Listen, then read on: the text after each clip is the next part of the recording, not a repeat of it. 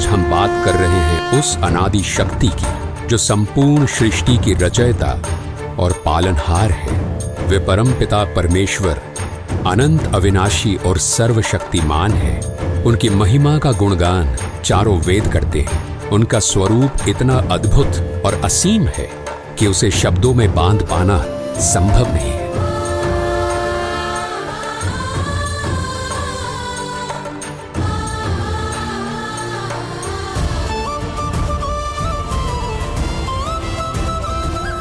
वो कबीर परमेश्वर ही है जिन्होंने अपने एक वचन मात्र से इस संसार की रचना की। उन्होंने समस्त जीवों को और इस संपूर्ण ब्रह्मांड को उत्पन्न किया। उनकी लीला और सामर्थ्य इतना अद्वितीय है कि उनका वर्णन मानव बुद्धि से परे है। वे सर्वशक्तिमान परमेश्वर ही सब कुछ है। उनका अस्तित्व केवल धर्म ग्रंथों के पन्नों तक ही सीमित नहीं है। वो सर्वशक्तिमान परमेश्वर जो अनादि और अविनाशी है, वो स्वयं इस धरती पर प्रकट होकर अपनी दिव्य शक्ति और सामर्थ्य का एहसास कराते हैं। उनकी अद्भुत लीलाओं को जानकर हर हृदय श्रद्धा से भर जाता है और हर मस्तक उनका सजदा करता है। उनकी लीला इतनी चमत्कारी और प्रभावशाली होती है कि वो युगों युगों तक मानव जाति के हृदय और इतिहास में अपनी गहरी छाप छोड़ जाती है। उनकी उपस्थिति सच्चाई, प्रेम और धर्म का ऐसा प्रकाश फैलाती है जो हर आत्मा को परमात्मा की ओर प्रेरित करती है।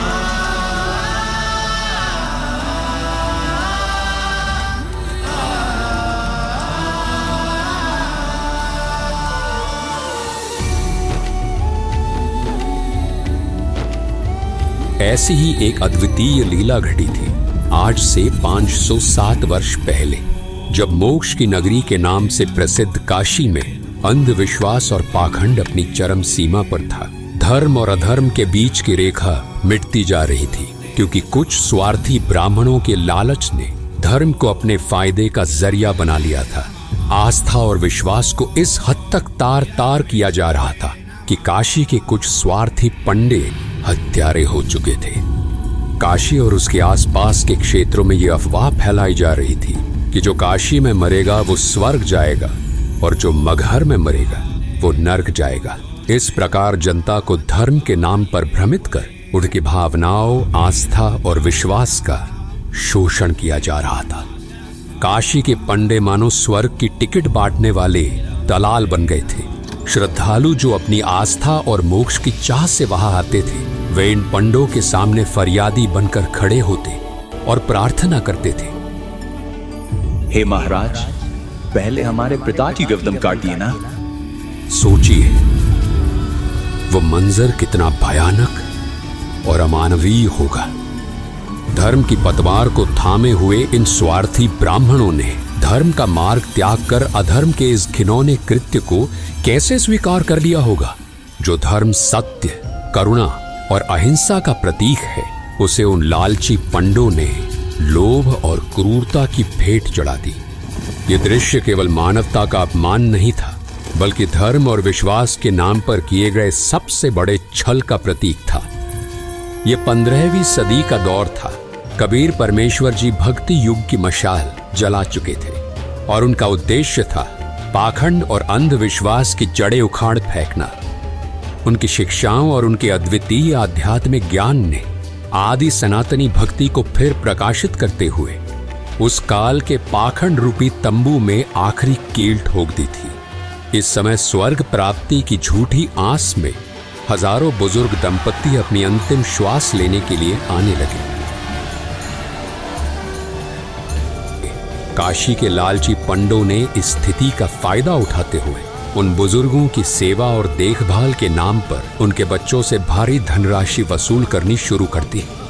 श्रद्धालु अपनी आस्था और माता पिता की स्वर्ग प्राप्ति की लालसा में इन लालची पंडितों को मनमानी रकम देते गए। ये पूरी व्यवस्था धर्म के नाम पर फैले एक बड़े छल और स्वार्थ की प्रतीक बन चुकी थी, जिसे कबीर परमेश्वर जी ने चुनौती देने का साहस दिखाया। कुछ समय बाद जब काशी के पंडित इतने बुजुर्गों की सेवा और देखभाल करने में असमर्थ हो गए, तो उन्होंने अपने स्वार्थ और लालच को पूरा करने के लिए एक नया षड्यंत्र रचा। पाखंडी पंडितों ने ये अफवाह फैलानी शुरू कर दी कि गंगा नदी के किनारे भगवान का एक करोत आता है। उन्होंने ये दावा किया कि यदि कोई श्रद्धालु इस करोत के नीचे लेट जाए तो वो सीधे स्वर्ग जाएगा। इस करोत के नीचे लेटने की प्रक्रिया के लिए ये पंडित स्वर्ग जाने की फीस वसूलने लगे। ये भ्रामक धारणा और पाखंड इतनी तेजी से फैलने लगा कि भले भले श्रद्धालु जल्दी स्वर्ग प्राप्ति की लालसा में अपने गले कटवाने तक तैयार हो गए। और जब इस पाखंड ने अपनी सीमाएं लांघ दी, तब कबीर परमेश्वर जी ने इसे चुनौती दी। कबीर परमेश्वर जी ने अंधविश्वास और पाखंड की जड़ें हिलाने के लिए एक ऐतिहासिक और साहसी निर्णय लिया। उन्होंने ऐलान किया कि वे काशी में नहीं बल्कि मगहर में अपने शरीर का त्याग करेंगे और स्वर्ग से भी ऊपर सतलोक को सहज शरीर जाएंगे। इस घोषणा से काशी के पंडितों और स्वार्थी लोगों में खलबली मच गई। निर्धारित समय पर कबीर परमेश्वर जी ने मगहर की ओर प्रस्थान किया।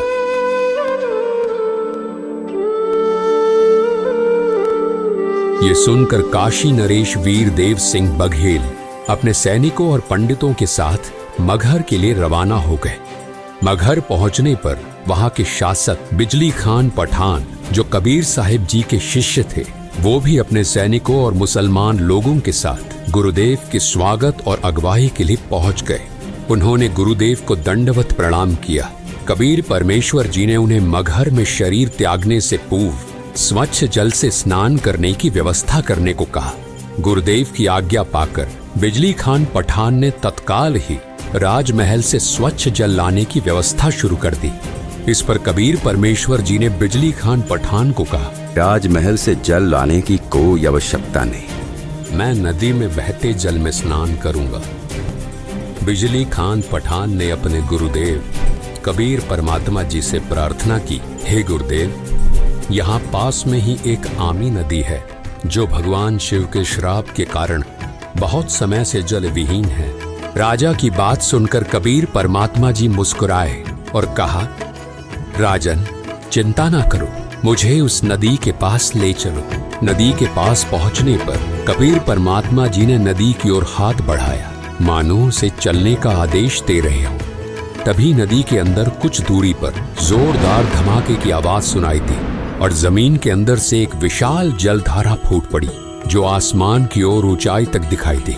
देखते ही देखते वो सूखी आमी नदी जल से भर गई और उसमें से जल बहने लगा। ये चमत्कारी दृश्य देखकर वहां के सभी लोग आश्चर्यचकित रह गए और जोर जोर से कबीर परमात्मा की जय हो का जयकारा लगाने लगे। कबीर परमात्मा जी ने शिव जी के श्राप से ग्रस्त उस सूखी नदी को जल से ओत प्रोत कर दिया और अपनी दिव्यता का प्रमाण दिया। इसके बाद कबीर साहिब जी ने उसी पवित्र नदी में स्नान किया। ये चमत्कार परमात्मा कबीर साहिब जी की शक्ति का एक छोटा सा नमूना था। कबीर परमात्मा के शरीर त्यागने से पहले ही दोनों राजा काशी नरेश वीर देव सिंह बघेल और मगहर नरेश बिजली खान पठान अपने अपने मन में विचार करने लगे। काशी नरेश वीर देव सिंह बघेल सोच रहे थे कि कबीर साहिब का अंतिम संस्कार हम हिंदू रीति रिवाजों से करेंगे, मुसलमान रीति रिवाजों से हम उन्हें दफनाने नहीं देंगे। दूसरी ओर मगहर नरेश बिजली खान पठान अपने मन में विचार कर रहे थे कि हम कबीर परमेश्वर जी का अंतिम संस्कार मुस्लिम परंपराओं के अनुसार करेंगे, यानी उन्हें कब्र में दफनाएंगे। इन काफिर हिंदुओं को उनके अंतिम संस्कार के रीति रिवाज नहीं निभाने देंगे। दोनों राजाओं के मन में ये अंतर्द्वंद्व चल रहा था और वे अपनी अपनी परंपराओं के अनुसार कबीर साहिब जी के अंतिम संस्कार को संपन्न करने के लिए दृढ़ थे। ये स्थिति उस समय की धार्मिक कट्टरता और वैचारिक संघर्ष को दर्शाती थी, जिसे कबीर साहिब जी ने अपने पूरे जीवन में तोड़ने का प्रयास किया था। परंतु कबीर परमात्मा की लीला इससे भी ऊपर थी और उनकी दिव्यता ने इस विवाद को भी एक चमत्कारी मोड़ दिया। दोनों सेनाओं को आमने सामने खड़ा देख कबीर परमात्मा जी ने स्थिति को समझते हुए दोनों राजाओं से प्रश्न किया, राजन, ये कैसा दृश्य है? तुम दोनों के बीच ये युद्ध जैसी स्थिति क्यों उत्पन्न हो रही है? परंतु वे दोनों राजा वीर देव सिंह बघेल और बिजली खान पठान अपने गुरुदेव के सामने सिर झुकाकर खड़े रहे और कुछ नहीं बोले। जब काफी समय बीत गया और किसी ने कुछ नहीं कहा, तब पास खड़े एक मुसलमान सैनिक ने आगे बढ़कर कहा कि हे कबीर जी, हम आपका अंतिम संस्कार मुस्लिम रीति रिवाज से करेंगे। इन काफिर हिंदुओं को आपकी देह को हाथ लगाने नहीं देंगे। ये बात सुनकर एक हिंदू सैनिक भी आगे आया और कबीर परमात्मा जी से प्रार्थना करते हुए बोला, हे गुरुदेव, हम आपका अंतिम संस्कार हिंदू रीति रिवाज से करेंगे। इन मुसलमानों को आपके देह का अंतिम संस्कार उनके तरीके से नहीं करने देंगे। कबीर परमात्मा ने शांत और गंभीर स्वर में दोनों राजाओं और उनकी सेनाओं को संबोधित किया। उन्होंने कहा, तुम सब एक ही परमात्मा की संतान हो। धर्म, जाति और परंपराओं के नाम पर लड़ाई करना व्यर्थ है। हिंदू और मुस्लिम दोनों को एक साथ मिलजुल कर प्रेम और भाईचारे के साथ रहना चाहिए। यही सच्चा धर्म है।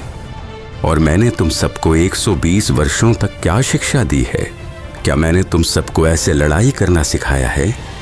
कहाँ गए मेरे वो उपदेश जो मैं आज तक तुम सभी को बताता रहा कि हिंदू मुसलमान तुम दो नहीं हो, तुम सब एक ही परमात्मा की संतान हो। और आज तुम फिर वही खड़े हो। इसके बाद कबीर परमात्मा जी ने सभी को शांत रहने का आदेश दिया। कहा, यहाँ नीचे एक चादर बिछाओ और जब मैं लेट जाऊं तब मेरे ऊपर एक और चादर डाल देना। और जब मैं अपना शरीर त्याग दूं तब तुम दोनों इसे आधा आधा बांट लेना। और तुम सब ध्यान से सुन लो, अगर तुमने आपस में लड़ाई की तो ये ठीक नहीं रहेगा। कबीर परमात्मा जी का आदेश पाकर ऐसा ही किया गया। वहां उपस्थित सभी लोग स्तब्ध होकर ये सब देख रहे थे। कुछ समय तक कोई हलचल नहीं हुई और सब मौन खड़े रहे। तब अचानक कबीर परमात्मा जी का दिव्य स्वर आकाश से गूंजा, उठा दो पर्दा, इसमें नहीं है मुर्दा। ये सुनकर सभी हक्के बक्के रह गए। सभी ने आकाश की तरफ देखा तो कबीर परमात्मा सशरीर सतलोक जाते दिखाई दिए। सभी उपस्थित लोगों के सामने जब चादर हटाई तो वहां केवल सुगंधित फूल बिछे हुए थे। उनके शरीर का कोई भी अंश वहां नहीं था। कबीर परमात्मा ने अपने दिव्य स्वर से सभी को संबोधित करते हुए कहा, हिंदू और मुस्लिम मेरे बच्चों, इन चादर और फूलों को आपस में बराबर बराबर बांट लो। इस प्रकार तुम सभी प्रेम और भाईचारे से रहना सीखो। उनके ये शब्द सुनकर दोनों राजाओं सहित वहां मौजूद सभी हिंदू मुस्लिम लोग भावुक हो गए और एक दूसरे को गले लगाकर रोने लगे।